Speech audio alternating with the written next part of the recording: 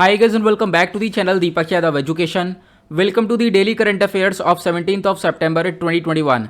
तो गाइज आज है तारीख 17 सितंबर 2021 और है फ्राइडे। आज की तारीख से जितने भी मोस्ट इंपॉर्टेंट करंट अफेयर्स बनेंगे उन सभी करंट अफेयर्स को हम लोग डिटेल में डिस्कस करेंगे। नाउ बढ़ते हैं आगे, एक बार देख लेते हैं कौन कौन से आर्टिकल्स का डिस्कशन करेंगे आज के इस वीडियो में। बहुत सारे इंपॉर्टेंट आर्टिकल हैं, आज डेफिनेटली आपको बहुत कुछ नया जानने को मिलेगा। सबसे पहले आने वाले टाइम पर एक क्वाड की मीटिंग होने वाली है, तो उस क्वाड की मीटिंग के ऊपर किस चीज़ के ऊपर फोकस किया जाने वाला है इसमें हम डिस्कस करेंगे। क्वाड के बारे में सारी चीज़ें जानेंगे। यह आर्टिकल आपका प्रीलिम्स और मेंस के पॉइंट ऑफ व्यू से इंपॉर्टेंट हो जाएगा। बाय द वे मैं आपको बता दूं, ये जो डेली करंट अफेयर का वीडियो है ये डेली बेसिस पर मॉर्निंग में 5 बजे अपलोड हो जाता है और यहाँ पर हम लोग हर एक आर्टिकल को डिटेल में डिस्कस करते हैं। ये वीडियो आपके लिए यूपीएससी और स्टेट पीएससी के पॉइंट ऑफ व्यू से बहुत ज़्यादा इंपॉर्टेंट रहता है। उसके बाद आज के सेकंड आर्टिकल में हम डिस्कस करेंगे T+1 सेटलमेंट को लेकर। तो आपने स्टॉक मार्केट के बारे में पढ़ा होगा, डेफिनेटली शेयर्स के बारे में आपको मालूम होगा। तो अभी हाल ही में क्या हुआ है, सेबी ने एक नया सिस्टम लेकर आ चुका है, वो है T+1 सेटलमेंट सिस्टम। यहाँ पे हम बहुत आसान तरीके से कवर करेंगे T+1 सेटलमेंट सिस्टम क्या होता है, T+2 सेटलमेंट सिस्टम क्या होता है। बहुत इंपॉर्टेंट आर्टिकल है, बहुत कुछ यहाँ पर आपको नया जानने को मिलने वाला है। देन उसके बाद हिंदी दिवस काफ़ी चर्चा में है और बहुत ज़्यादा इंपॉर्टेंट आर्टिकल होने वाला है। यहाँ पर आपको मैं हिंदी का इंपॉर्टेंस बताने वाला हूं, इसका बैकग्राउंड हिस्ट्री को हम लोग कवर करेंगे। तो यहां पे हम बहुत सारी इंपॉर्टेंट इंफॉर्मेशन को देखेंगे। देन उसके बाद एक पर्सनालिटी काफ़ी ज़्यादा चर्चा में है, राजा महेंद्र प्रताप सिंह जी। क्यों है चर्चा में, आगे हम डिस्कस करेंगे। प्लस इनके बारे में हम लोग काफ़ी सारी चीज़ें कवर करने वाले हैं। हिस्ट्री के पॉइंट ऑफ व्यू से इंपॉर्टेंट आर्टिकल है। देन उसके बाद एक और आर्टिकल साइंस एंड टेक के पर्सपेक्टिव से बहुत इंपॉर्टेंट होने वाला है।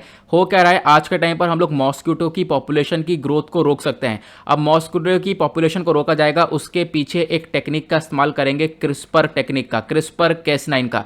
ये क्रिस्पर क्या होती है, बहुत आसान शब्दों में हम कवर करेंगे। जो जीन एडिटिंग होती है उसको वो कैसे की जाती है, जीन एडिटिंग, डीएनए के अंदर एडिटिंग कैसे की जाती है, वो सब हम लोग यहाँ पर डिस्कस करने वाले हैं। देन उसके बाद अभी क्या हुआ है, आइसलैंड के अंदर एक प्लांट लगाया गया है जो कि काम करेगा डायरेक्ट एयर कार्बन कैप्चर का।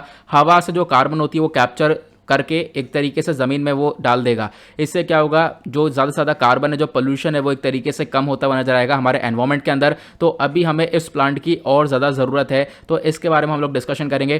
देन उसके बाद हाइपरटेंशन को लेकर एक आर्टिकल चर्चा में है, एक डेटा आया है, क्या होता है हाइपरटेंशन, आगे हम डिस्कस करेंगे।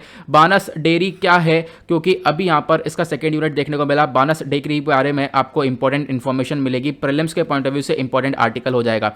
उसके बाद IMD का जो कलर कोड वेदर वार्निंग होता है, ये क्या होता है। देखो अलग अलग कलर के वेदर दिया जाता है, मतलब कोड दिया जाता है, जैसे ग्रीन कलर हो गया, रेड कलर हो गया, ऑरेंज कलर हो गया, इनके मतलब क्या होते हैं, ये सब यहाँ पर हम लोग इस आर्टिकल में डिस्कस करने वाले हैं। मतलब कुल मिलाकर वीडियो बहुत इंपॉर्टेंट है, वीडियो को एंड तक देखना। साथ ही साथ गाइज अगर आप लोगों को इस लेक्चर का PDF चाहिए तो नीचे डिस्क्रिप्शन बॉक्स में आप सभी लोगों को टेलीग्राम का लिंक दिया गया है, वहां से जाकर आप लोग इस लेक्चर के PDF को डाउनलोड कर सकते हो। और ये है मेरी Instagram ID Deepak Yadav education, यहाँ पर जाकर फॉलो कर लेना। अपनी जितनी भी क्वेरीज है मुझसे आप लोग यहाँ पर पूछ सकते हो। बाय द वे दोनों ही चीज़ों का लिंक आपको नीचे डिस्क्रिप्शन बॉक्स में मिल जाएगा, वहां से जाकर आप मुझे ज्वाइन कर सकते हो। साथ ही साथ यहाँ तक पहुंच गए हो तो फटाफट वीडियो को लाइक जरूर कर देना। और आप लोगों से रिक्वेस्ट है, वीडियो को लाइक करते हो आप बहुत सपोर्ट मिलता है, मोटिवेशन मिलता है, प्लस वीडियो बहुत सारे लोगों तक रीच होता है, जैसे कि मैं आप लोगों से पहले भी बोल चुका हूं। ठीक है, तो यहाँ पे वीडियो पसंद आती है तो लाइक डेफिनेटली करना। अब फटाफट हम लोग रिवीजन कर लेते हैं, क्योंकि देखो हमारे इस डेली करंट अफेयर के वीडियो की खास बात यह है कि हम लोग डेली बेसिस पर अपने पिछले करंट अफेयर का रिविजन भी करते हैं। जैसे कि कल कितनी तारीख थी, कल थी 16 तारीख, आज है 17 तारीख, तो कल के करंट अफेयर का हम रिविजन करने वाले हैं। कल हमने डिस्कस किया था, सबसे पहले हमने यहाँ पे बात की थी रोबोट्स इन वॉरफेयर करके। ठीक है, बहुत सारे क्वेश्चंस पूछूंगा, सबका आंसर देना है। अगर आप लोगों ने कल वाला वीडियो अच्छे से देखा है तो डेफिनेटली आप इसका आंसर दे पाओगे, और बहुत सारे लोग डेली बेसिस पर इन सब के आंसर भी देते हैं। तो अभी क्या हुआ है, इजराइल ने एक रोबोट को अनवील किया, एक रोबोट यहाँ पर बना लिया है। तो सबसे पहली बात, उस रोबोट का नाम क्या है नीचे कमेंट सेक्शन में बताना। साथ ही साथ यहाँ पे बोला गया है जो रोबोट है ये युद्ध में मदद करेगा, वॉरफेयर में मदद करेगा। तो आप कहाँ से कहाँ तक सहमत हो, एक तरीके से आप ये बताना कि कितने मतलब चीज़ें फेवर में है अगर हम लोग इस रोबोट को इस्तेमाल करते हैं युद्ध के अंदर, तो क्या सही है। ठीक है, तो आप इसके फेवर में प्लस अगेंस्ट में दोनों तरफ पॉइंट ऑफ व्यू लिख सकते हो। और कल हमने डिटेल में डिस्कस किया था, तो आपके मेंस के पॉइंट ऑफ व्यू से भी ये आर्टिकल इंपॉर्टेंट हो जाएगा। देन उसके बाद नेक्स्ट आर्टिकल हमने डिस्कस किया था, आज के टाइम पर ग्लोबल वार्मिंग का बहुत बुरा इंपैक्ट हो रहा है है परमाफ्रॉस्ट के ऊपर। परमाफ्रॉस्ट क्या होता है कल मैंने आपको डिटेल में समझाया था, आज आप लोग मुझे समझाओगे नीचे कमेंट सेक्शन में परमाफ्रॉस्ट क्या होता है, ठीक है। अब यहाँ पर क्या है कि इम्पैक्ट क्या है, ग्लोबल वार्मिंग की वजह से जो परमाफ्रॉस्ट है एक तरीके से मेल्ट होता हुआ नजर आएगा और इसकी वजह से क्या है हमारे एनवायरमेंट के अंदर बहुत सारी जो ग्रीन हाउस गैसेस हैं वो रिलीज हो रही हैं। ग्रीन हाउस गैसेस जैसे कि मीथेन हो गया, कार्बन डाइऑक्साइड हो गया, ये रिलीज हो रहा है। इससे क्या होगा हमारे एनवायरमेंट के अंदर पोल्यूशन इंक्रीज होगा। लेकिन क्वेश्चन ये है परमाफ्रॉस्ट क्या है आप लोगों के लिए। उसके बाद हमने डिस्कशन किया था पीलीभीत टाइगर रिजर्व के बारे में। पीलीभीत टाइगर रिजर्व उत्तर प्रदेश वाला चर्चा में है, क्यों? क्योंकि बहुत सारे जो एलिफेंट्स हैं वो नेपाल के एक पार्क से निकलकर आकर यहाँ पर इस टाइगर रिजर्व पर पहुंचे और जो फार्मर्स हैं उनकी खेती को यहाँ पर बर्बाद किया, ऐसा हम लोगों ने देखा था। पीलीभीत टाइगर रिजर्व के बारे में एक एक चीज़ हमने कवर करी थी कल। प्रीलिम्स के पॉइंट ऑफ व्यू से बहुत इंपॉर्टेंट है क्योंकि इस टाइप के क्वेश्चंस बहुत ज़्यादा पहले भी पूछे गए हैं। नाउ अब यहाँ पे आप लोगों से एक क्वेश्चन यह है कि हमने देखा था नेपाल के रीजन से निकल कर आया था वो एलिफेंट का जो झुंड है वो नेपाल के रीजन से निकल कर आया था। तो मैं आपसे पूछना चाहूंगा नेपाल से रिलेटेड एक कॉन्सेप्ट है तेराई रीजन। नेपाल का तेराई रीजन कौन सा होता है नीचे कमेंट सेक्शन में जरूर बताना। उसके बाद नेक्स्ट आर्टिकल में हमने कल डिस्कस किया था transportation and marketing assistance scheme को लेकर। तो सरकार यहां पर कोशिश ये कर रही है कि हम लोग ज़्यादा से ज़्यादा एक्सपोर्ट कर सकें। अब ज़्यादा से ज़्यादा एक्सपोर्ट कैसे करेंगे? जब हम लोग एक्सपोर्टर को काफ़ी कुछ फ़ायदा देंगे, जब हम लोग एक्सपोर्टर को बहुत सारी फैसिलिटीज़ प्रोवाइड करवाएंगे, उनको असिस्टेंस देंगे, ठीक है, वो जितना चार्जेस लगा रहे हैं उनके चार्जेस वापस कर देंगे। तो यहाँ पर इस प्रकार से एक्सपोर्ट इंक्रीज होता हुआ नजर आएगा। तो यहाँ पे इससे हमारी कंट्री के अंदर कॉन्ट्रीब्यूशन देखने को मिलेगा। तो इसी के लिए यहाँ पे आप कह सकते हो ट्रांसपोर्ट और मार्केटिंग के लिए यहाँ पर असिस्टेंस स्कीम को दिया गया। जो भी एक्सपोर्टर्स होंगे उनको असिस्टेंस दिया जाएगा। खासकर यहां पर अभी क्या करा गया, डेयरी सेक्टर को इसके अंदर इंक्लूड किया गया, जो मिल्क वगैरह है उसके अंदर यहां पे असिस्टेंस दिया जाने वाला है। उसके बाद यहां पे आप लोगों से क्वेश्चन मेरी तरफ से क्वेश्चन ये है कि अटल इनोवेशन मिशन क्या है, नीचे कमेंट सेक्शन में जरूर बताना, ठीक है। अटल इनोवेशन मिशन के बारे में कल हमने डिस्कशन किया था। देन उसके बाद हमने एक डेटा देखा था, एक डेटा आया था एनएसओ का। एनएसओ ने डेटा ये दिया कि बहुत सारे एग्रीकल्चरल फैमिलीज हैं, यानी कि एक तरीके से किसान परिवार है, वो एक तरीके से डेट में फंसे पड़े हैं, मतलब कि उधारी में फंसे पड़े हैं। उन्होंने बहुत ज़्यादा पैसा ले रखा है, इनकम इतनी है नहीं, 10,000 के आसपास यहाँ पर अप्रॉक्स यहाँ पर इनकी इनकम है मंथली। इसकी वजह से यहाँ पर परेशान रहते हैं, फिर देन सुसाइड कर लेते हैं। ये हमने कंडीशन डिस्कस करी थी, जो कि आप लोग अपने मेंस में एज एग्जाम्पल इस्तेमाल कर सकते हो। देन उसके बाद एक आर्टिकल हमने कल डिस्कस किया था हीराखंड एक्सप्रेस के बारे में। तो ये जो गाड़ी है हीराखंड एक्सप्रेस, यहाँ पर ये चलाई गई है, कहां से कहां तक चलाई गई है, पहला क्वेश्चन ये वनडे एग्जाम के पॉइंट ऑफ व्यू से इंपॉर्टेंट है। दूसरा क्वेश्चन आप लोगों के लिए यह है, ये जो हीराखंड एक्सप्रेस है इसके अंदर आपको एलएचबी वाले कोच देखने को मिलेंगे। क्वेश्चन ये है एलएचबी कोच जो है, एलएचबी की फुल फॉर्म क्या है, नीचे कमेंट सेक्शन में जरूर देना। उसके बाद हमने डिस्कशन किया था वर्ल्ड सुसाइड प्रिवेंशन डे के बारे में। तो यहां पर वर्ल्ड सुसाइड प्रिवेंशन डे कौन से दिन को ऑब्जर्व किया जाता है, कौन सी तारीख को ऑब्जर्व किया जाता है, नीचे कमेंट सेक्शन में बताना। आज के टाइम पर भारत के अंदर बहुत सारे सुसाइड्स होते हैं, उसको लेकर यहां पर इस डे को ऑब्जर्व किया जाता है।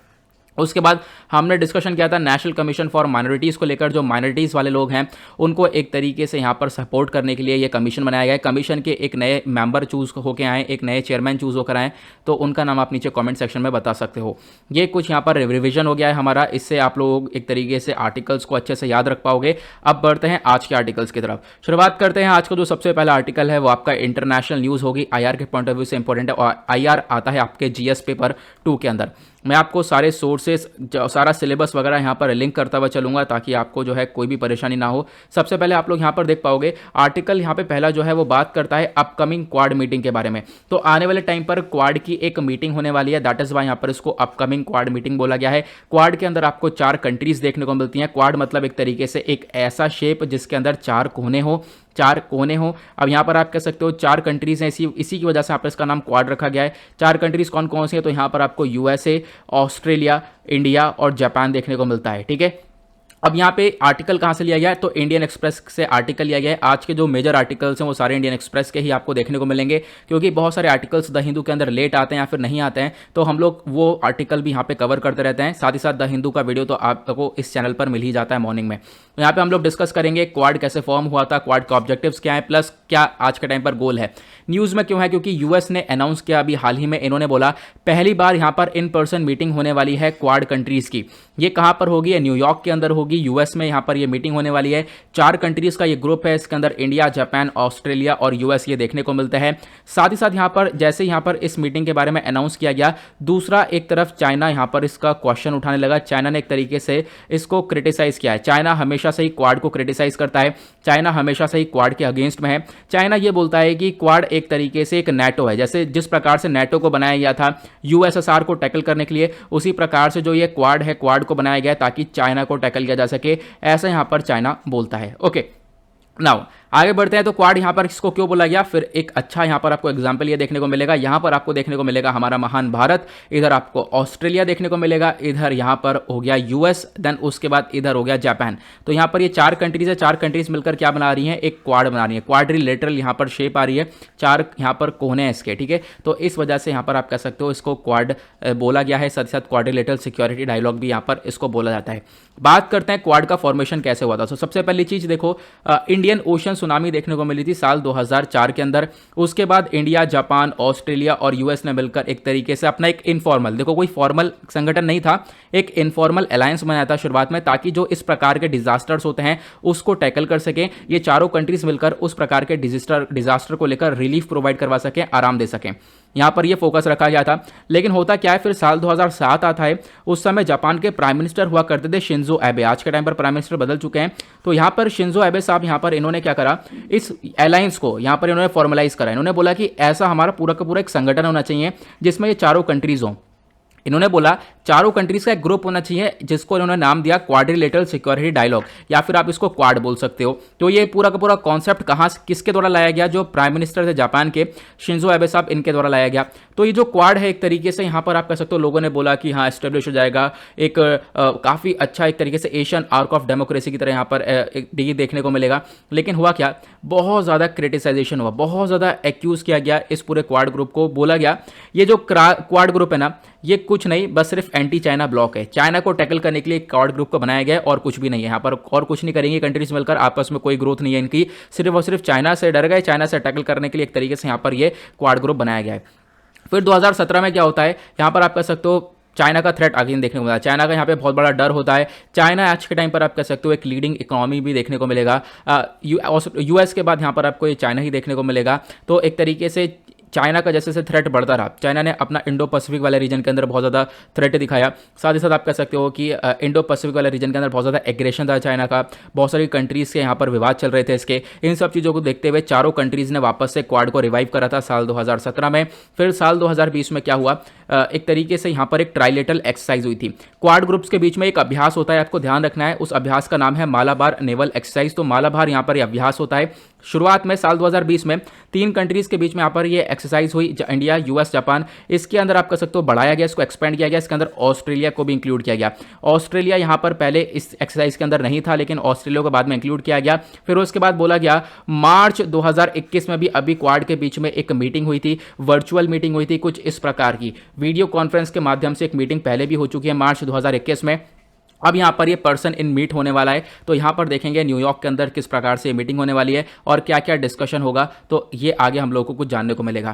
क्वेश्चन ये है क्वाड के मेन ऑब्जेक्टिव्स क्या है। देखो सबसे पहला मेन ऑब्जेक्टिव क्वाड का यह है चाइना को टैकल करना। Main focus area is still considered to be countering China. China को काउंटर करने का मेन फोकस रहता है। साथ ही साथ क्वाड को यहाँ पे ज़्यादा महत्व मिला पिछले 1-1.5 साल के अंदर, ताकि जो मैरीटाइम सिक्योरिटी है उसको बढ़ाया जा सके, इंडो पैसिफिक वाले रीजन के अंदर सिक्योरिटी को बढ़ाया जा सके।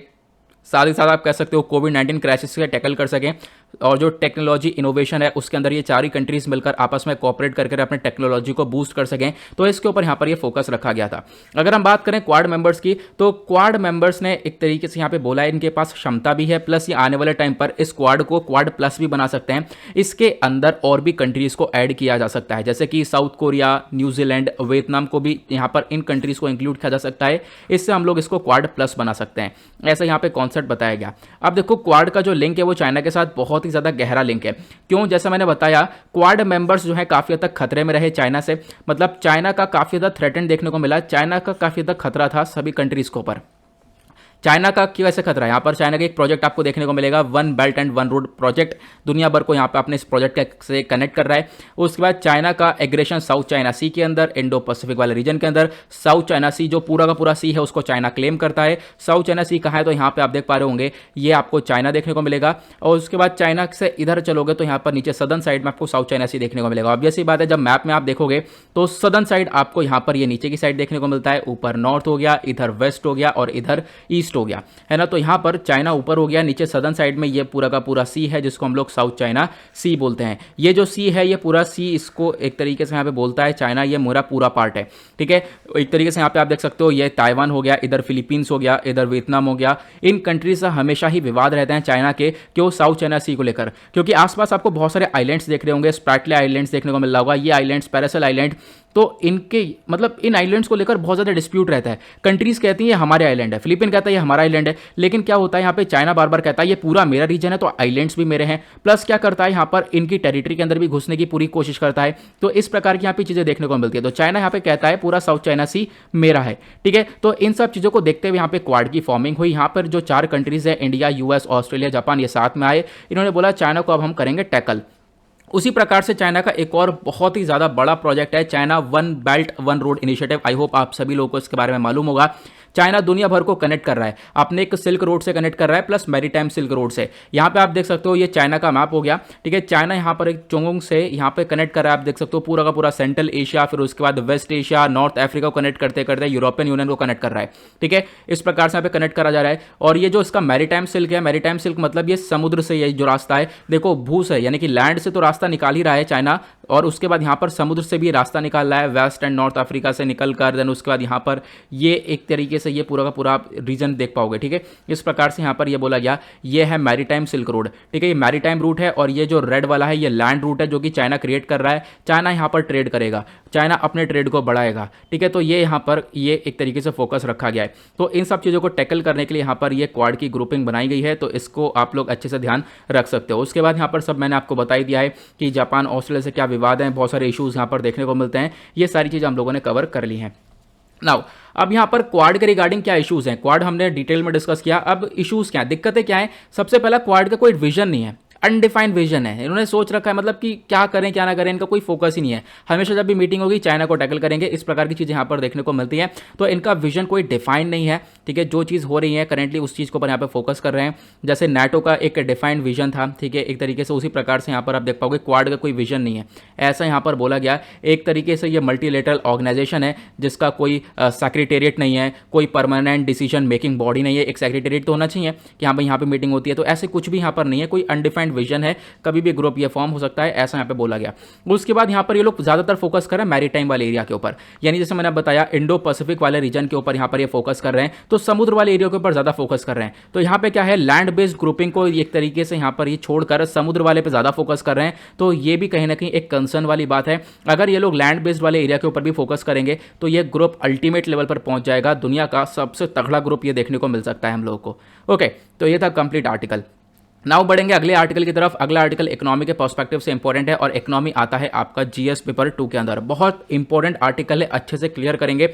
आपने स्टॉक मार्केट के बारे में सुना होगा, शेयर बाजार के बारे में सुना होगा, जहां से आप लोग शेयर्स को परचेज करते हो। अभी क्या हुआ है, T+1 सेटलमेंट को लाया गया शेयर्स के लिए। जो भी आप शेयर्स परचेज करते हो उसके लिए T+ सेटलमेंट लाया गया। T+1 सेटलमेंट, ये इंडियन एक्सप्रेस का आपको आर्टिकल देखने को मिलेगा, मैं आपको समझाऊंगा ये T+1 सेटलमेंट कैसे काम करेगा और इससे इन्वेस्टर्स को कैसे हेल्प होगी, प्लस स्टॉक मार्केट के अंदर इससे पैसा कितना बढ़ता हुआ नजर आएगा, ठीक है। मतलब एक तरीके से ये अच्छा स्टेप है, ठीक है। तो हाल ही में जो security and exchange board of India है, जिसको हम लोग सेबी बोलते हैं, पूरे स्टॉक मार्केट को रेगुलेट करने वाली यहाँ पर ये बॉडी है, ये क्या, इसने क्या करा, स्टॉक एक्सचेंजेस को अलाउ किया कि अब ये लोग T+1 सेटलमेंट भी जारी करेंगे। देखो अभी तक यहाँ पर इनके पास T+2 सेटलमेंट हुआ करता था, नो अब यहाँ पर क्या होगा, इनके पास T+1 सेटलमेंट भी होगा, इसका भी यहाँ पर ये लोग यूज करेंगे। पहले मैं आपको सेबी के बारे में कुछ फैक्चुअल इंफॉर्मेशन बता देता हूं जो कि प्रीलिम्स के पॉइंट ऑफ व्यू से इंपॉर्टेंट है। सेबी एक स्टैट्यूटरी बॉडी है जिसको बनाया गया था 1992 में, ठीक है। एक प्रोविजन के अकॉर्डिंग में यहाँ पे जो securities and exchange board of India act 1992 है, इसके प्रोविजंस के अकॉर्डिंग में यहाँ पर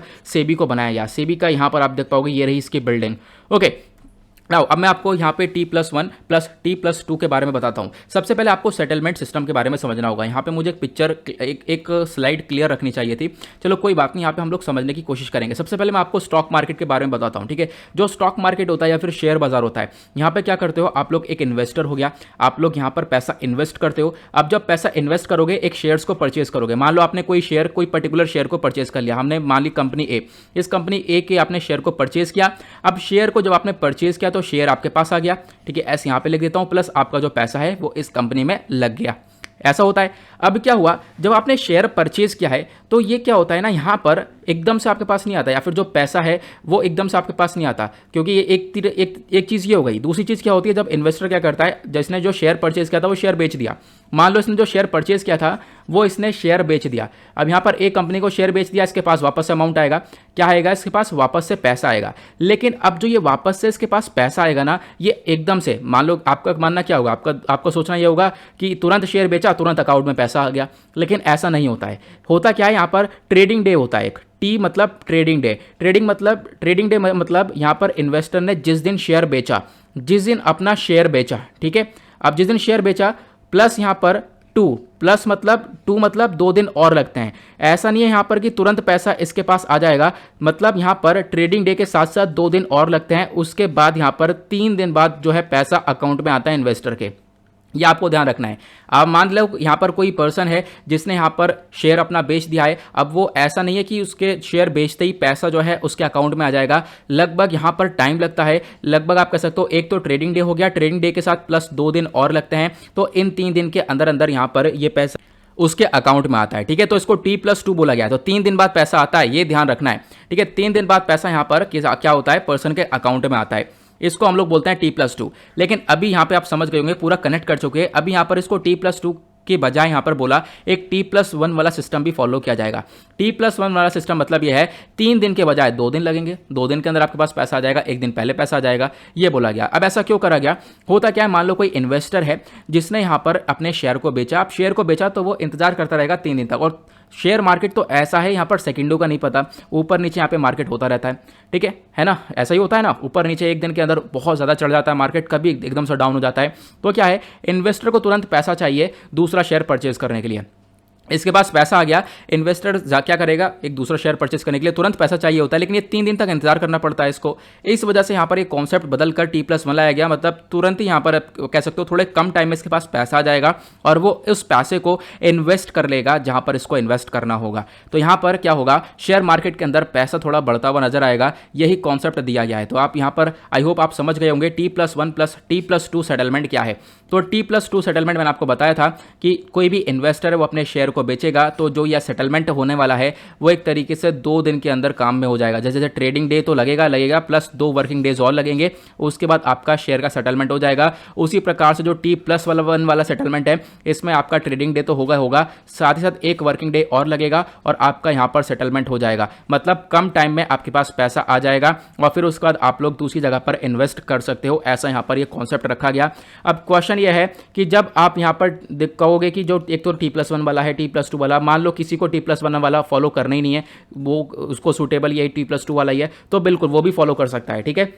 ऐसा नहीं है कि यहाँ पर एक तरीके से ये T+1 वाले को ही फॉलो करना पड़ेगा, दोनों ही कॉन्सेप्ट यहाँ पे रखे गए हैं। अगर आप चाहते हो T+2 वाला तो T+2 वाले को इंप्लीमेंट कर सकते हो, अगर आप ये 1 वाला चाहते हो तो इसको भी इंप्लीमेंट कर सकते हो। लेकिन यहाँ पर शर्त यह है कि अगर आप लोग T+1 वाले को चूज़ करते हो तो वो 6 महीने तक आपका लगातार कंटिन्यू काम करेगा। फिर 6 महीने बाद अगर आप चाहते हो कि मैं T+2 वाले ट्रेडिंग करूँगा तो उसके लिए आपको 1 महीना पहले में एक एडवांस नोटिस देना पड़ेगा, देन उसके बाद आपको ये T+2 वाला ये एक तरीके से सिस्टम मिल जाएगा। तो ये आपको ध्यान रखना है, ये कुछ इंपॉर्टेंट चीज़ें हैं। प्लस यहाँ पर जो फॉरेन इन्वेस्टर हैं, यानी कि जो विदेशी निवेशक हैं, यानी एक तरीके से जो बाहर के लोग हैं, उन्होंने इस चीज़ को क्रिटिसाइज करा, वो अगेंस्ट में आए। उन्होंने यहाँ पर बोला ये बिल्कुल गलत है, जो बाहर के लोगों ने इंडिया के अंदर इन्वेस्ट कर रखा है वो बोल रहे हैं कि यार बिल्कुल गलत है, क्योंकि ज्योग्राफिकल सिचुएशन अलग अलग है। यहाँ पर आप कह सकते हो बोला गया डिफरेंट ज्योग्राफीज टाइम जोन है, मतलब कि यहाँ पर दिन हो रही है, वहाँ पर रात हो रही है, ठीक है, यहाँ पर रात हो रही है, वहाँ पे दिन हो रहा है, तो यहाँ पे 12 घंटे पीछे चल रहे हैं वो लोग। तो यहाँ पर ये चीज़ें यहाँ पर देखने को मिल जाती हैं। तो इन्होंने बोला इतने टाइम में तो बहुत उतार चढ़ाव देखने को मिलेगा। तो उसी चीज़ को देखते हुए सेबी ने बोला है भाई आपके पास T+2 वाला सिस्टम भी है, आप चाहो तो T+2 वाला सिस्टम इंप्लीमेंट कर सकते हो। तो फॉरेन इन्वेस्टर का कहना यह है, तो यहाँ पर इंडिया वाले T+1 को इंप्लीमेंट करेंगे तो यार फिर से मार्केट उतार चढ़ाव देखने को मिलेगा। तो यहाँ पर बोला गया देखो फॉरेन इन्वेस्टर के ऊपर है ये सारी चीज़ें, वो लोग क्या कर सकते हैं, अपना एक बंदा, एक एजेंट हायर कर सकते हैं इंडिया के अंदर, वो आपको सारी इन्फॉर्मेशन देता रहेगा। लेकिन अब यहाँ पर ये कॉन्सेप्ट आ चुका है T+1 वाला भी, तो आप इसके बारे में ध्यान रख सकते हो। ये मैंने सारी चीज़ें क्लियर कर दी हैं। आगे बढ़ेंगे अगले आर्टिकल की तरफ। अगला आर्टिकल हिस्ट्री के पॉइंट ऑफ व्यू से इंपॉर्टेंट होगा। हिस्ट्री आती है GS पेपर 1 के अंदर। चर्चा हो रही है यहाँ पर हिंदी दिवस के बारे में, इंपॉर्टेंट आर्टिकल है। न्यूज़ में क्यों है, क्योंकि हर 14 सितंबर को हिंदी दिवस सेलिब्रेट किया जाता है भारत के अंदर, और अभी 14 सितंबर निकली है कुछ दिन पहले, तो इसी अवसर पर आप कह सकते हो हिंदी दिवस को सेलिब्रेट किया गया।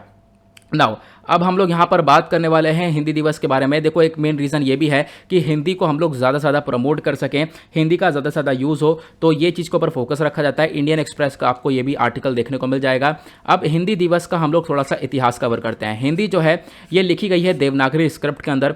इसको एज अ ऑफिशियल लैंग्वेज कब अडॉप्ट किया गया था? एक तरीके से 14 सितंबर 1949 में इसको as a official language adopt किया गया कि भारत की जो एक तरीके से राष्ट्रभाषा ये हिंदी है। अब यहाँ पर आप कह सकते हो बहुत सारे इंपॉर्टेंट पर्सनैलिटी हैं जिन्होंने एक इंपॉर्टेंट कॉन्ट्रीब्यूशन दिया हिंदी को एक ऑफिशियल लैंग्वेज बनाने के लिए, जैसे काका कलिलकर हो गए, मैथिली शरण गुप्ता जी हो गए, हजारी प्रसाद द्विवेदी जी हो गए, सेठ गोविंददास जी हो गए। इन्होंने बहुत इंपॉर्टेंट कॉन्ट्रीब्यूशन दिया। बोला गया जो पहला हिंदी डे है ना उसको सेलिब्रेट किया गया था 1953 के अंदर, ठीक है। 1949 में हमने एज अ ऑफिशियल लैंग्वेज एक तरीके से इसको अडॉप्ट किया।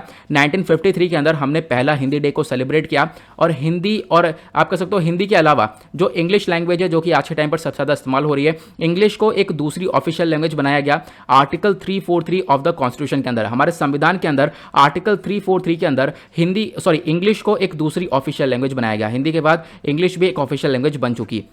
नाउ हिंदी जो है आपको 8th schedule of the language के अंदर देखने को मिलेगा। आर्टिकल 351 आपको ये सारी चीज़ें बताता है, एक तरीके से हिंदी लैंग्वेज का कैसे डेवलपमेंट करना है उसको लेकर यहाँ पर सारी चीज़ें बताता है। हिंदी कोई क्लासिकल लैंग्वेज नहीं है, ये भी चीज़ें यहाँ पर मेंशन करी गई हैं। ये तो हमने देखा नेशन का, यानी हमारे इंडिया के अंदर हिंदी डे कैसे मनाया जाता है, कब मनाया जाता है। अब बात करते हैं दुनिया भर में हिंदी डे कब मनाया जाता है। आप कहोगे दुनिया भर में मनाया जाता है, बिल्कुल। यहाँ पे वर्ल्ड हिंदी डे भी सेलिब्रेट किया जाता है। इसको ऑब्जर्व करते हैं हम लोग 10 जनवरी को। 10 जनवरी को पूरे दुनिया में वर्ल्ड हिंदी डे होता है। और एक तरीके से आप कह सकते हो कि ये जो फर्स्ट हिंदी कॉन्फ्रेंस हुई थी नागपुर के अंदर, देखो पहली हिंदी कॉन्फ्रेंस हुई थी नागपुर के अंदर 10 जनवरी 1975 में। इसी चीज़ को देखते हुए, इसी चीज़ को सपोर्ट करते हुए, इसी चीज़ को आगे बढ़ाते हुए, इसी चीज़ को याद करते हुए यहाँ पर 10 जनवरी को Hindi day, world Hindi day हम लोग यहाँ पर ऑब्जर्व करते हैं, ठीक है। अब यहाँ पर जो पहला एक तरीके से सेलिब्रेट किया गया था 2006 के अंदर सेलिब्रेट किया गया था, जो भी हमारे इंडियन प्राइम मिनिस्टर थे डॉक्टर मनमोहन सिंह जी, उनके द्वारा इन्होंने यहाँ पर ये कोशिश करी कि जो हिंदी लैंग्वेज है उसको दुनिया भर में प्रमोट किया जा सके। और आप कह सकते हो एक वर्ल्ड हिंदी सेक्रेटेरिएट, यानी कि वर्ल्ड हिंदी सेक्रेटेरिएट बिल्डिंग का उद्घाटन किया गया मॉरिशस के अंदर। तो मॉरिशस में आपको ध्यान रखना है वर्ल्ड हिंदी सेक्रेटेरिएट बिल्डिंग है, 2018 में इसका उद्घाटन किया गया था। अब बात करते हैं हिंदी लैंग्वेज के बारे में। तो हिंदी लैंग्वेज का ओरिजिन कैसे हुआ? तो जो हिंदी है ना, इसका जो नाम है वो पर्शियन वर्ड हिंद से पड़ा है। देखो एक पर्शियन वर्ड था हिंद, उससे यहाँ पर ये नाम पड़ता हुआ नजर आया है।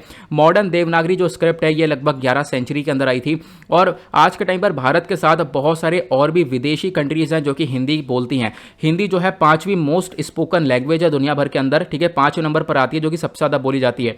देखो यहाँ पर क्या है, पाकिस्तान के अंदर बोली जाती है एक तरीके से, भारत के अलावा पाकिस्तान के अंदर Nepal, Bangladesh, USA, UK, Germany, New Zealand, UAE, Uganda, Guinea, Suriname, Trinidad, Mauritius, South Africa, इन सारी कंट्रीज़ के अंदर भी ये हिंदी लैंग्वेज बोली जाती है। ओके, नाउ अगले आर्टिकल की तरफ बढ़ेंगे। अगला आर्टिकल अगेन हिस्ट्री के पॉइंट ऑफ व्यू से इंपॉर्टेंट है और ये जीएस पेपर 1 के अंदर आपका आएगा। यहाँ पे बात हो रही है एक इंपॉर्टेंट पर्सनैलिटी के बारे में, चर्चा हो रही है राजा महेंद्र प्रताप सिंह जी के बारे में। यहाँ पर आप लोग इनका ये पिक्चर देख पा रहे होंगे। तो ये चर्चा में क्यों है? क्योंकि हाल ही में जो हमारे प्राइम मिनिस्टर हैं उन्होंने एक तरीके से नींव रख दी है राजा महेंद्र प्रताप सिंह जी के नाम पर एक स्टेट यूनिवर्सिटी की। एक स्टेट यूनिवर्सिटी अलीगढ़ के अंदर यहाँ पर बनाई जाएगी, उसकी यहाँ पर एक फाउंडेशन स्टोन उसकी नींव रखी है उत्तर प्रदेश के अंदर। तो उसी वजह से यहाँ पर इनका नाम चर्चा में आ चुका है। तो आप लोगों को इसके बारे में ध्यान रखना है। इनके बारे में एक ब्रीफ प्रोफाइल देख लेते हैं जो कि एग्जाम के पर्सपेक्टिव से इंपॉर्टेंट है, खासकर प्रीलिम्स के पॉइंट ऑफ व्यू से। तो यहाँ पर जो राजा महेंद्र प्रताप सिंह जी थे, इनका जन्म हुआ था हाथरस यूपी के अंदर 1886 में। एक फ्रीडम फाइटर थे, रिवॉल्यूशनरी थे, राइटर थे, सोशल रिफॉर्मर, इंटरनेशनलिस्ट भी यहाँ पर ये थे, ऐसा बोला गया। साथ ही साथ 8 अलग अलग लैंग्वेजेस के अंदर इनको एक तरीके से मतलब काफ़ी अच्छी तरीके से 8 अलग अलग लैंग्वेजेस आती थी। इन्होंने एजुकेशन को बहुत प्रमोट किया। 1909 में क्या करा, अपना इन्होंने खुद का जो रेसिडेंस था, अपना खुद का घर था मथुरा के अंदर, उसको एक टेक्निकल स्कूल के अंदर कन्वर्ट कर दिया और उसको नाम दिया गया प्रेम महाविद्यालय, ठीक है। यहाँ पर इसको बोला गया जो पहला मतलब हमारे देश का पहला पॉलिटेक्निक ये बनकर आया। उसके बाद यहाँ पर फ्रीडम स्ट्रगल के अंदर इनका बहुत बड़ा कॉन्ट्रीब्यूशन रहा। महात्मा गांधी जी को इन्होंने सपोर्ट किया। 1913 के अंदर इन्होंने गांधी जी का जो कैंपेन था साउथ अफ्रीका के अंदर उसको सपोर्ट किया। प्लस उसके बाद यहाँ पर इन्होंने अपने आप को एक प्रेसिडेंट डिक्लेयर किया। उसके बाद यहाँ पे बहुत कुछ था। इन्होंने एक तरीके से यहाँ पे बोला कि ये मीटिंग करेंगे व्लादिमीर लेनिन से 1919 में, ठीक है। ऐसा यहाँ पे बोला गया था। एक तरीके से रशिया के अंदर एक रिवॉल्यूशन था, बोल्शेविक रिवॉल्यूशन। उसके बाद यहाँ पर इन्होंने बोला था ये व्लादिमीर लेनिन से मीटिंग करेंगे। ये कुछ ऐसी इन्फॉर्मेशन है जो कि आप लोग सिर्फ और सिर्फ एक आइडिया रख सकते हो। यहाँ पे 1925 की बात है। ये एक मिशन पर गए तिब्बत में और वहाँ पर दलाई लामा जी से मिलकर भी आए। उसके बाद यहाँ पर जो महाराजा प्रताप सिंह जी थे ये वापस इंडिया आए। इंडिया में आने के बाद एक तरीके से आप कह सकते हो जब इंडिया आज़ाद हुआ, इंडिया के इंडिपेंडेंट होने से एक साल पहले आप कह सकते हो ये भारत के अंदर आए और भारत में जाकर इन्होंने एक तरीके से महात्मा गांधी जी को पूरी तरह से सपोर्ट किया, उनके साथ काम किया। 1929 में इन्होंने वर्ल्ड फेडरेशन को लॉन्च किया जो कि एक तरीके से एक फोर्स बन के आया यूनाइटेड नेशन के पीछे। उसके बाद यहाँ पर 1932 के अंदर इनको नॉमिनेट करा गया as a Nobel peace prize. तो नोबल पीस प्राइज़ को भी लिए भी इनको नॉमिनेट किया गया है, तो आप लोग इसके बारे में ध्यान रख सकते हो। फ्री इंडिया के अंदर यहाँ पे बोला जाता है कि ये एक इंपॉर्टेंट पर्सनैलिटी हैं। लोकसभा के अंदर यहाँ पर ये एंटर करे थे as a independent candidate Mathura से 1957 के अंदर। तो इनका एक तरीके से हमारे पॉलिटिक्स के अंदर भी बहुत बड़ा इंपॉर्टेंट रोल था। उसके बाद आगे बढ़ेंगे नेक्स्ट आर्टिकल की तरफ। अगला आर्टिकल साइंस एंड टेक के पर्सपेक्टिव से इंपॉर्टेंट है और अगेन साइंस एंड टेक आता है आपका जीएस पेपर 3 के अंदर। यहाँ पर बात हो रही है restraining mosquito populations with CRISPR, यानी कि देखो जो मॉस्क्यूटो है इसकी जनसंख्या को रेस्ट्रेन किया जाएगा, इसकी जनसंख्या को कम किया जाएगा। कैसे? क्रिस्पर टेक्नोलॉजी का हम लोग इस्तेमाल करेंगे।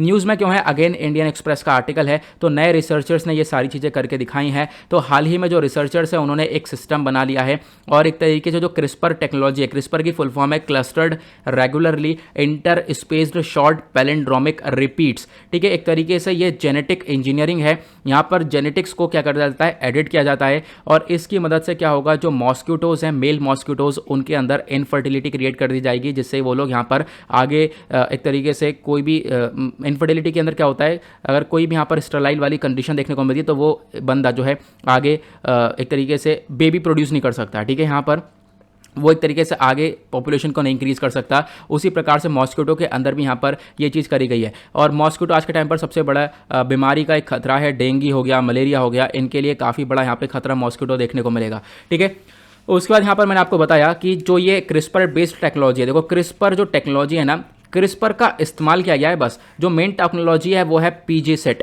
ठीक है, पीजी सेट इसका नाम है। पीजी सेट क्या है यहाँ पे मैं आपको बताऊंगा। एक तरीके से एसआईटी का मतलब है स्टेराइल इंसेक्ट टेक्निक। इसमें क्या होगा, स्टेराइल का मतलब क्या होता है, उस बंदे को ऐसा कर देना कैन नॉट प्रोड्यूस, वो एक तरीके से किसी बच्चे को प्रोड्यूस ना कर पाए। और कह सकते हो यहाँ पर कि तो स्टेराइल का एग्जैक्टली मतलब होता है not able to produce children और यंग। ठीक है, तो यहाँ पर मेल इंसेक्ट को क्या कर दिया जाएगा, स्टेराइल कर दिया जाएगा, उनके अंदर इनफर्टिलिटी क्रिएट कर दी जाएगी।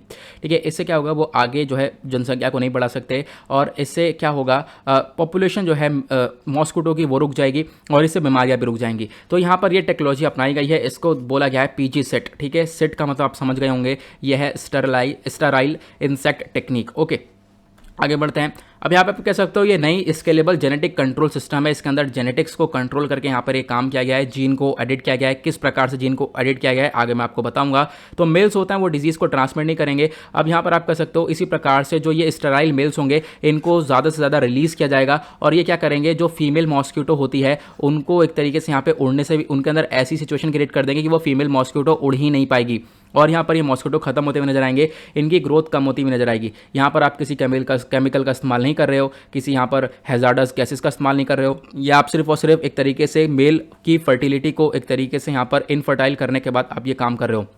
और ये जो एक तरीके से मॉस्क्यूटो हैं, ये जो मॉस्क्यूटो की प्रजातियाँ हैं आज के टाइम पर बहुत सारी खतरनाक बीमारियों को फैला रही हैं, जैसे कि डेंगू फीवर हो गया, चिकनगुनिया हो गया, जीका वायरस हो गया, इन सबको फैलाती हुई नजर आ रही हैं। जो ये पीजी सेट वाला सिस्टम है एक तरीके से ये सेल्फ लिमिटिंग है। ऐसा नहीं है, देखो आपको सोचना ये भी होगा कि ऐसे तो करेंगे तो मच्छर पूरी जड़ से खत्म हो जाएंगे, हमारा इकोलॉजिकल इम्बैलेंस क्रिएट हो जाएगा, एक तरीके से मच्छर यहाँ पे उनकी प्रजातियाँ खत्म हो जाएंगी। तो ऐसा नहीं है, एक आप कह सकते हो लिमिट तक ये करा जाएगा, जहाँ पर जिस एरिया के अंदर बहुत ज़्यादा मॉस्क्यूटोज़ है वहाँ पर इन मेल मॉस्क्यूटोज़ के अंदर जीन एडिटिंग करने के बाद इन मॉस्क्यूटोज़ को छोड़ा जाएगा, जिससे यहाँ पर ये लोग एक तरीके से इनफर्टाइल हो जाएंगे। साथ ही साथ यहाँ पर जो फीमेल मॉस्क्यूटोज़ हैं उनकी ग्रोथ को भी रोकेंगे, इससे मॉस्क्यूटो की ग्रोथ भी रुकेगी प्लस यहाँ पर बीमारियां भी रुकेंगी। ये काम वो यहाँ पर बोला गया है। इकोलॉजिकल इम्बैलेंस का यहाँ पे कोई डर नहीं है, ऐसा भी यहाँ पर देखने को मिला।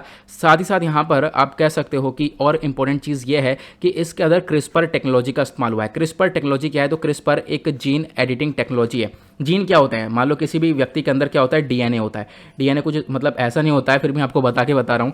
डीएनए क्या है, डीऑक्सोराइबोन्यूक्लिक एसिड। ठीक है, ये आपके जीन्स होते हैं, डीएनए आरएनए ये सारी चीज़ें होती हैं, तो डीएनए के अंदर एडिटिंग करी जाती है। अब ये जो जीएनए है इसके अंदर एडिटिंग करी जाती है, इसको हम लोग जीन एडिटिंग बोलते हैं, ठीक है। और यहाँ पर क्रिस्पर ये नाम दिया गया, ये एक टेक्नोलॉजी है जिसका इस्तेमाल किया जाता है। कैसे? मान लो यहाँ पर ये आपका जीन है, ये आपका डीएनए है, डीएनए के अंदर मान लो यहाँ पर इतने में एडिटिंग करनी है, अगर इतने में यहाँ पर इतना हिस्सा काट के इसके अंदर एडिट कर दिया जाए तो इससे क्या होगा, इंसान की जो फितरत है वो बदल जाएगी। एक तरीके इंसान जो है काफ़ी उसके अंदर बहुत सारे चेंजेस देखने को मिल जाएंगे, ठीक है, बहुत सारे बदलाव देखने को मिल जाएंगे। उसी प्रकार से जो यहाँ पर ये मॉस्क्यूटो हैं उनके अंदर ये जीन एडिटिंग टेक्नोलॉजी का इस्तेमाल किया गया है। जैसे मान लो ये डीएनए है, डीएनए को इतना काट दिया जाएगा, काटने के बाद इसको निकालने के बाद क्या कर दिया जाएगा, दूसरे डीएनए से रिप्लेस कर दिया जाएगा, दूसरा सिस्टम यहाँ पर लगा दिया जाएगा, तो इसको बोलते हैं हम लोग जीन टेक्नोलॉजी। तो यहाँ पर आप कह सकते हो काटा किससे जाता है, तो यहाँ पे आपने क्रिस्पर का नाम सुन लिया होगा, तो टेक्नोलॉजी हो गई। काटने के लिए हम लोग मदद लेते हैं Cas9 की, ठीक है, क्रिस्पर Cas9 इसका पूरा नाम है। Cas9 एक तरीके से एक प्रोटीन है जो कि यहाँ पर जिसकी ये एक तरीके से इस प्रकार से देखने को मिलेगा,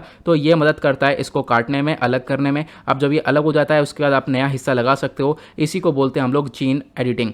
और जीन एडिटिंग के लिए हाल ही में आपको मालूम होगा 2020 के अंदर नोबेल प्राइज़ मिला था केमिस्ट्री के अंदर, ठीक है, क्योंकि यहाँ पर दो महिलाएं आप कह सकते हो, एक है इमैनुअल चारपेंटायर ऑफ फ्रांस, उसके बाद है जेनिफर ए डॉर्ना, तो ये यूएसए की हैं। तो इन दोनों महिलाओं को एक तरीके से अवार्ड मिला था साल 2020 का नोबेल प्राइज़ केमिस्ट्री के अंदर, क्योंकि यहाँ पर इस टेक्नोलॉजी को इन्होंने एक तरीके से डेवलप किया था। तो आप यहाँ पर एक छोटा सा आइडिया रख सकते हो इसके बारे में। तो क्रिस्पर Cas9 सिंपल सी इफेक्टिव टेक्निक है, यहाँ पर एक तरीके से ज़्यादा अच्छी तरीके से काम किया जा सकता है। जो डीएनए होता है उसको हम लोग आराम से एडिट कर सकते हैं, उसकी रिपेयरिंग कर सकते हैं, ऐसा यहाँ पर बोला गया। आगे बढ़ते हैं नेक्स्ट आर्टिकल की तरफ। अगला आर्टिकल एनवायरमेंट के पर्सपेक्टिव से इंपॉर्टेंट होने वाला है, और एनवायरमेंट आता है जीएस पेपर 3 के अंदर। चर्चा हो रही है डायरेक्ट एयर कार्बन कैप्चर के बारे में। तो यहाँ पर कुछ इस प्रकार के यहाँ पे प्लांट है। ये प्लांट कहाँ पर लगाया गया है, ये प्लांट लगाया गया है आइसलैंड के अंदर। प्लांट का नाम है ओरका। ओरका एक largest direct air carbon capture facility है, और ये आर्टिकल रीटर्स का आर्टिकल है, इंपॉर्टेंट आर्टिकल है। और यहाँ पे आप देख पाओगे कुछ इस प्रकार से प्लांट होगा। ये इस प्लांट का मेन काम होता है क्या, एयर को, जो एक तरीके से एयर के अंदर कार्बन है, कार्बन एक पोल्यूशन है, ठीक है, इस कार्बन को कैप्चर करना, कार्बन को कैप्चर करने के बाद ज़मीन में डाल देना, ठीक है। तो ये क्या करता है, हवा में से CO2 को निकालता है, खींचता है, फिर उसके बाद ग्राउंड के अंदर ट्रैप कर देता है, ग्राउंड के अंदर डाल देता है, उससे वहाँ पर वो फंस जाता है। एक तरीके से जो ये कार्बन है वो यहाँ पर बाहर निकलकर एनवायरमेंट को नुकसान नहीं पहुँचाती है, तो इसके ऊपर ये फोकस रखा गया। साथ ही साथ यहाँ पर ये बोला गया कि ये जो प्लांट है ये कितना काम करेगा, लगभग ये 4000 टन जो कार्बन डाइऑक्साइड है इसको हर साल यहाँ पर एक तरीके से इतना यहाँ पर ये 4000 टन ऑफ कार्बन डाइऑक्साइड को हर साल ये ज़मीन के अंदर ट्रैप करेगा।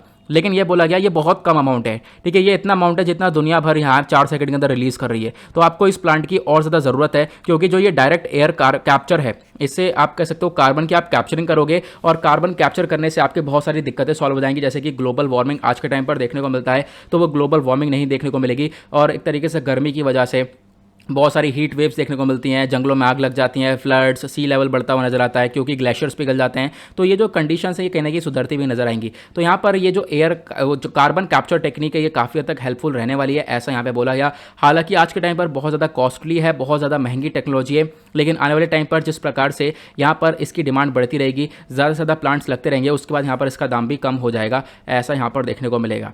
आगे बढ़ेंगे अगले आर्टिकल की तरफ। अगला आर्टिकल हेल्थ के पर्सपेक्टिव से इंपॉर्टेंट है, और हेल्थ अगेन आता है जीएस पेपर 2 के अंदर। यहाँ पे चर्चा हो रही है हाइपरटेंशन के बारे में। तो हाइपरटेंशन क्या होता है इसको हम लोग यहाँ पर समझने वाले हैं। न्यूज़ में क्यों है, क्योंकि वर्ल्ड हेल्थ ऑर्गेनाइजेशन ने हाल ही में एक गाइडलाइन रिलीज़ करी है। इन्होंने बोला है यहाँ पर हाइपरटेंशन को लेकर एक तरीके से यहाँ पर कुछ चीज़ें बताई हैं, एक तरीके से ट्रीटमेंट गाइडलाइंस दी हैं कि हाइपरटेंशन को कैसे ट्रीट किया जा सकता है। हाइपरटेंशन एक्जैक्टली क्या होता है, तो यहाँ पे आप कह सकते हो ये आपका हार्ट है, ठीक है, हार्ट पंप हो रहा है। हार्ट जब नॉर्मली पंप होता है, ठीक है, तो ब्लड है वो आपके वेसल्स के थ्रू फ्लो होता है, ठीक है, ब्लड जो है वो बहुत ज़्यादा आराम से जो आपके वेसल्स होते हैं बहुत ईजिली वहाँ से फ्लो हो जाता है। लेकिन हाइपरटेंशन जब होता है किसी बंदे को, तो जो ये ब्लड है वो वेसल्स के थ्रू आराम से फ्लो नहीं होता है। यहाँ पे आप देख सकते हो कि ब्लड किस प्रकार से एकदम सीधा सीधा फ्लो हो रहा है, लेकिन यहाँ पर क्या होता है, ब्लड सही से नहीं फ्लो हो पाता है, चोक वाली कंडीशन देखने को मिलती है। तो क्या होता है, जो ब्लड वेसल होता है वो डैमेज हो जाता है, और आपका ब्लड सही से फ्लो नहीं हो पाता, उसकी वजह से स्ट्रोक देखने को मिलता है, हार्ट अटैक, यहाँ पे दिल में भी ये सारी चीज़ें देखने को मिलती है, प्लस उसके बाद किडनी के अंदर भी देखने को मिलता है। तो यहाँ पर कुछ इस प्रकार के ये हाइपरटेंशन जैसी चीज़ें क्रिएट हो जाती हैं। यहाँ पे क्या होता है, ब्लड का फ्लो सही से नहीं हो पाता, जिसकी वजह से आप कह सकते हो यहाँ पर इसकी हाइपरटेंशन वाली कॉम्प्लिकेशंस देखने को मिलते हैं। तो हाइपरटेंशन यहाँ पे आई होप आप समझ गए होंगे ये क्या है। आज के टाइम पर बहुत सारी दुनिया के अंदर बहुत सारी पॉपुलेशन जो है वो एक तरीके से हाइपरटेंशन से जूझ रही है, और यहाँ पर टारगेट ये बोला गया, जो टारगेट ये है कि हम लोग हाइपरटेंशन को कम से कम कर सके। एक तरीके से ब्लड प्रेशर जो है आप उसको लो से लो करो। एक तरीके से ब्लड प्रेशर को आप लोअर कर सकते हो, लगभग यहाँ पर बोला गया लेस देन 140/90 mm करके।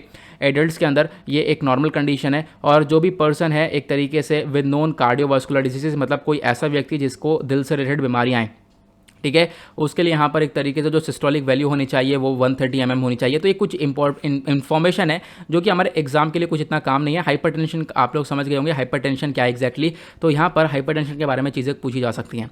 आगे बढ़ेंगे इकोनॉमी पर्सपेक्टिव्स आर्टिकल को लेकर। तो इकोनॉमी से रिलेटेड जो आर्टिकल है वो GS पेपर 3 के पॉइंट ऑफ व्यू से इंपॉर्टेंट है। यहाँ पे बात हो रही है बानस डेयरी के बारे में। आर्टिकल अगेन इंडियन एक्सप्रेस का है। बानस डेयरी को लेकर चर्चा हो रही है। बानस डेयरी एक ऐसी डेयरी है जिसको सेटअप किया गया था ऑपरेशनल फ्लड के अंदर, ठीक है। एक तरीके से 40 साल पहले यहाँ पर इसको अनाउंस किया गया और अब यहाँ पर अनाउंस कर दिया 3rd यूनिट उत्तर प्रदेश के अंदर, ठीक है। और आप कह सकते हो यहाँ पर ये जो बानस डेयरी है इसकी क्या इंपॉर्टेंस है मैं आपको बताता हूँ। बानस डेयरी को यहाँ पे बोला जाता है Banaskantha district cooperative milk federation Palanpur के अंदर, ठीक है। एक तरीके से ये स्टैट्यूटरी कॉर्पोरेशन है जो कि किसके अंडर में आता है, ministry of fisheries animal husbandry and dairying के अंदर में आता है। तो आपको ध्यान रखना है। तो उसके साथ साथ यहाँ पे बोला गया जो बानस डेयरी है इसको फाउंड किया गया था 1969 में। कुछ रूल्स के अकॉर्डिंग यहाँ पर इसको फाउंड किया गया और जो गलबा भाई नानाजी पटेल साहब थे इन्होंने एक इंपॉर्टेंट रोल प्ले किया डेयरी के फाउंडेशन को लेकर। उसका इसका जो हेडक्वार्टर है वो आपको पालनपुर के अंदर देखने को मिलेगा। उसका जो कंपनी का प्रोडक्ट है वो मार्केट किया जाता है Gujarat cooperative milk marketing federation के द्वारा जिसका नाम आनंद है। तो यहाँ पर ये छोटा सा आइडिया रख सकते हो। उसके बाद आगे बढ़ेंगे एनवायरमेंट पर्सपेक्टिव से आर्टिकल है और ये आज का लास्ट आर्टिकल है। GS पेपर 3 के पॉइंट ऑफ व्यू से इंपॉर्टेंट हो जाएगा। चर्चा हो रही है कलर कोडेड वेदर वार्निंग के बारे में। अब यहाँ पर क्या मुद्दा है, तो अभी हम लोगों ने देखा, ये आप देख पाओगे इंडियन टुडे का आर्टिकल है। IMD यानी इंडियन मेट्रोलॉजिकल डिपार्टमेंट, इसने यहाँ पे ऑरेंज अलर्ट जारी किया दिल्ली NCR के लिए, क्योंकि दिल्ली NCR में बहुत ज़्यादा बारिश हो रही है, इस वजह से यहाँ पर ऑरेंज अलर्ट जारी किया गया है। क्वेश्चन ये है ये अलर्ट क्या होते हैं, तो यहाँ पर 4 टाइप के कलर कोड्स होते हैं जो कि IMD जारी करता है। एक होता है ग्रीन, दूसरा होता है येलो, तीसरा होता है ऑरेंज और चौथा होता है रेड। तो ग्रीन में क्या होता है, यहाँ पर मान लो IMD ने बोला, इंडियन मेट्रोलॉजिकल डिपार्टमेंट ने बोला कि देखो इस एरिया के अंदर जो कंडीशन है वो यहाँ पर सही है, एक तरीके से यहाँ पे ग्रीन कलर कोड जारी किया गया है। तो ग्रीन मतलब ऑल इज वेल, सब कुछ ठीक है, कोई दिक्कत वाली बात नहीं है। येलो का मतलब बी अवेयर, आप जागरूक रहिए, कभी भी कुछ भी हो सकता है बैड वेदर की वजह से, एक तरीके से जो खराब मौसम की वजह से। उसके बाद ऑरेंज अलर्ट जारी किया जाता है जो कि अभी जारी किया गया है। इसमें मतलब बी प्रिपेयर्ड, भैया तैयार हो जाओ। अभी यहाँ पर क्या है, येलो के अंदर बोला है जागरूक रहो और ऑरेंज के अंदर तैयार हो जाओ, क्योंकि यहाँ पर आपका ये जो अलर्ट है ये एक वार्निंग है बहुत ज़्यादा बुरे हाल मौसम की। तो आप कह सकते हो इसी चीज़ को देखते हुए IMD ने ऑरेंज अलर्ट जारी किया दिल्ली NCR के अंदर कि मौसम बहुत ख़राब है, इसकी वजह से यहाँ पर ये अलर्ट जारी किया गया है। तो आप लोग यहाँ पर प्रिपेयर रहो, कुछ भी हो सकता है। और रेड जब अलर्ट जारी किया जाता है तो मतलब एक्शन लो जल्दी से जल्द, ठीक है। क्या होता है, बैड वेदर कंडीशन हो चुका है और इससे यहाँ पर आप जल्द से जल्द एक्शन लो और प्लस अपनी जान को बचाओ, तो इसलिए यहाँ पर रेड अलर्ट जारी किया जाता है। तो यहाँ पर ये IMD 4 कलर के कोड देता है, तो आप लोग यहाँ पर इसके बारे में ध्यान रख सकते हो। ओके, नाउ बढ़ते हैं आगे गाइज। आई होप आप लोगों को सभी आर्टिकल अच्छे से क्लियर हो गए होंगे, सारे इंपॉर्टेंट आर्टिकल है अपने एग्जाम के पर्सपेक्टिव से। और यहाँ पर आप लोग इसके नोट्स वगैरह बनाना चाहो तो बना सकते हो और इसका PDF भी आपको टेलीग्राम पर मिल जाएगा। नाउ मिलते हैं आप लोगों से नेक्स्ट वीडियो में। आज के लिए bye bye, have a nice day, thank you and जय हिंद।